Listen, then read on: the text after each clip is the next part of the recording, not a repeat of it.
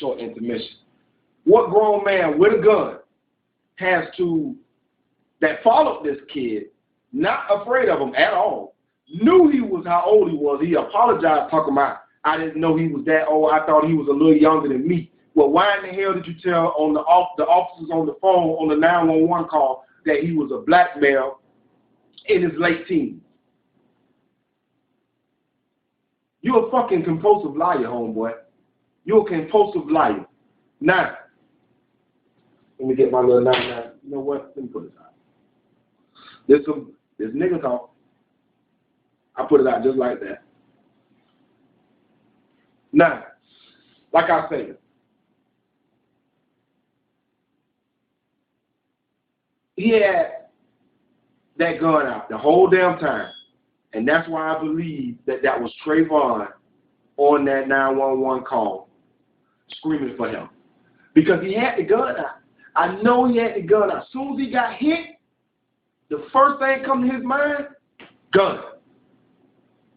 Travon seen that gun, wrestled him to the ground. They was tumbling and tussling. He's screaming for help, help, help, help, help, help, because he know eventually this guy's gonna shoot him. But he trying fighting for his life. And yeah, he might have got on top. Yeah, he might have got on top. Do I personally believe he was on top? No. I believe all those crackers that live over there is lying for Zimmerman. I definitely believe that. I mean, we'll get to that. But it's tussling. He's screaming, crying for help. Nobody ain't helping. And boom, there goes the shot. Now he's dead. So my thing is this.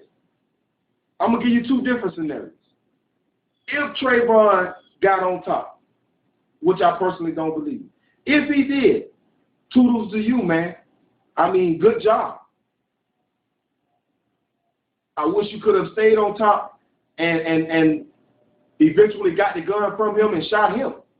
And then we'll see if they would have gave you a self-defense case, or if they would have tried their hardest to say that you first-degree murdered this person and stalked him down and all the rest of it. That's what it would be if you would have killed him. Sorry to say it, rest in peace, my man, but that's what would have happened. But like I say, all these crackers see what's going on, and they lying on the phone talking about they don't see what's going on. I'm pretty sure he's dead. You know what kills me? You didn't see what was going on, Mr. Good, who planned and thought out his testimony in court to the T, and anybody can tell that you thought it out, fucking cracker. You can see right after the guy gets shot, you see it. You see him out there. Oh, I'm pretty sure he's dead while you're on the phone. You see all this aftermath. So you mean to tell me 4 seconds before he got shot, you wasn't already looking? You gonna really tell me that? Oh, you turned around and walked back in the house to get the phone, and by the time you got the phone and got on the phone and was calling them, you peeked back out, the gunshot hit, and then you find you was waiting on the operator to speak to you. I ain't never heard of that. You know what I'm saying? But at the same time, I caught him in a lie off rip. You gonna tell us that you told him to stop, this and that, blase, blase, blase. You told him to stop, and then you turn around and go back in the house to get the phone, and you make it like it took you a long time, a period, to get the phone before you could start looking and seeing what's going on again. But then in the testimony, somewhere or another, if anybody watches it good enough, your testimony, you said that the phone is always close to you.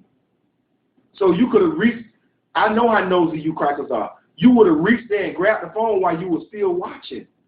While you were still watching what was going on. You feel me? And I really personally believe if Travon was on top, you would have ran out there to try to get him off of the white man. I believe that. So that's why I'm going to get back to why I personally believe that this cracker was on top of Travon. If Travon was on top of him and you shoot him in the heart,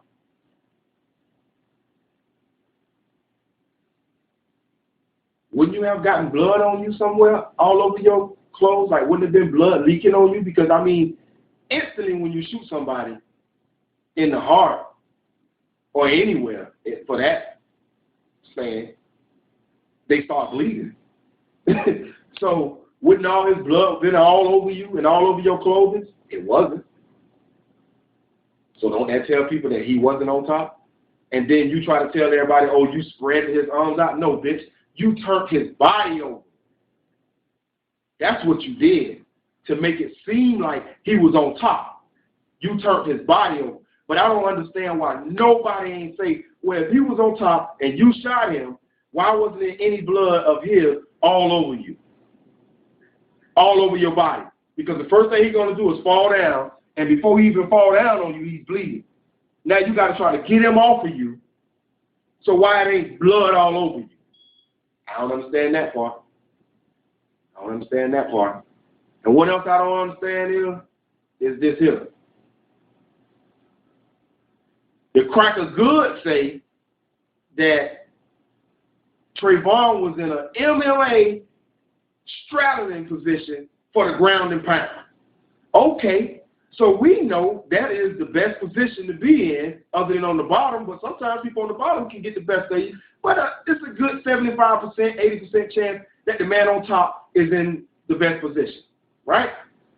But even if he was in that position and grounding and pounding, and then this man shot him because he was grounding and pounding, wouldn't the bullet have been going upward? So would it like come out of his top shoulder or something like that when he shot him? Or out of his neck or something like that, because he would have been on the ground and he had to shoot up. Because he flat on his back, Tranvon Martin straddling him, ground and pounding. So what that tell you? The bullet would have went up. And then I can understand why it wouldn't be no blood on you, because you was on top. Then I can understand why you turned his body over to make it look like you was on top. He was on top.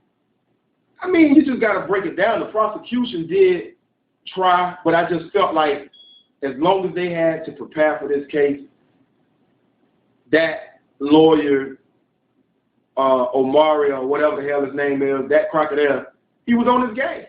He was on his game, and his partner was on his game, and they came with a good game plan, and they succeeded. Sorry to say it, Mr. Tracy Martin, for you. You know, my condolences goes out to you and your family, man. That's first and foremost out of this whole show. I'm so sorry, man. I mean, damn, I'm sorry that this happened to your child, man. I pray to God that you can find it in your heart and your wife. I mean, where his mother can find it in her heart to forgive this guy and let the Lord handle it. And that's besides the nigga talk right now. You know, I mean, I really, my heart goes out to you, man.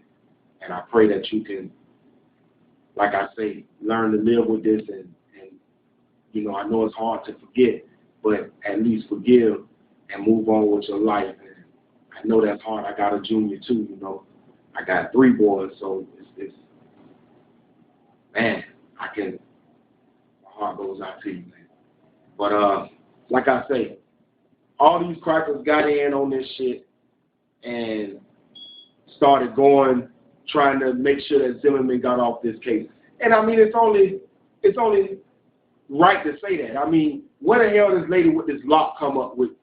Who gives a damn about this lock? Who gives a damn what he did for some other cracker? He ain't do it for a nigga. I mean, who gives a damn about that in the first place? You trying to show he got good character? Is that is that what you trying to prove to people? It don't work for me, because he stalked, hunted this man down, Travon popped his ass in the nose, and he took over with that gun, and Travon was screaming for his damn life, trying to keep this man from shooting him, and eventually the man got his arm free enough to shoot him. And then out of all places, he shot him in the fucking heart. Let's get real. Let's get real. I can't believe you fucking cracked.